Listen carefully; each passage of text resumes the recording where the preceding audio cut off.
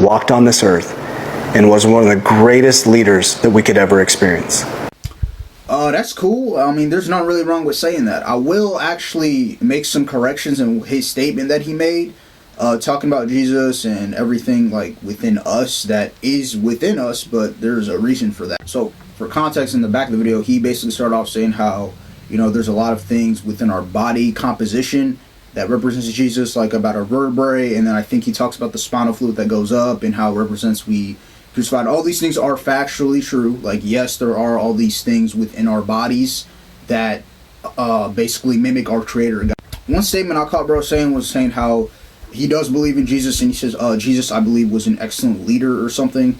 First of all, I'm gonna correct you. He was a leader, but that's not his whole, like, you know, type. Yeah, so Jesus was God in the flesh, because the Word made flesh. We know that from John 1:1 throughout the another point bro hit was saying how he personally believes that Jesus wants us to awaken something within us and, you know, activate that, and he's a firm believer in doing that.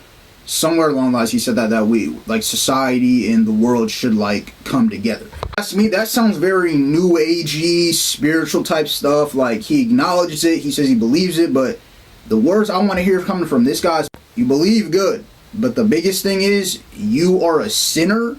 We all deserve damnation, and we are saved by the blood of Christ, and we got one-way ticket to heaven because of what Jesus did, not because of what we did. That's like the end goal right there. I can feel the vibe from it, but, you know, I kind of want to watch the video, see if we can go back to it. But I will say, yes, there are things in our body composition that, you know, God has ordained and put in us, like, because we are made in the image of God. That is a fact. But, you know, when God was in the lab making man, you know, splicing and dicing and recreating and doing all this stuff in the lab, he's the creator, because he has to put his initials in us. Pause. That's not really something bad, but he has to put his, like, we're his pride and joy, bro. We're like, I'm not proud like that, but we're his greatest creation.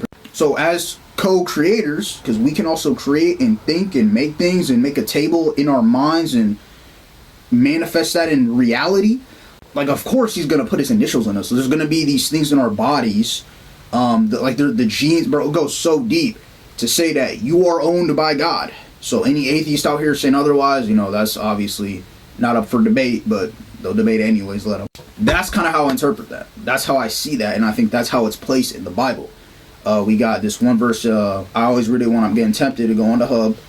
This Corinthians verse saying how your body does not belong to you, but it belongs to God. Another verse explaining how God is the potter. He's the one that makes the clay. He can destroy it, build it up as he sees fits. All these type of. So, you know, anyways, back to what I was saying. I will acknowledge what he says is true, but we got to get that main point across, that we are all sinners. We can't awaken nothing. There's no Christ consciousness. I will definitely not say that. He didn't say that, but I'm just kind of further buckling it down on that. But when he was in that lab carrying us, bro, he said, me. Like, that's just all it is. Like, he said we are his creation, and he wants to make it known.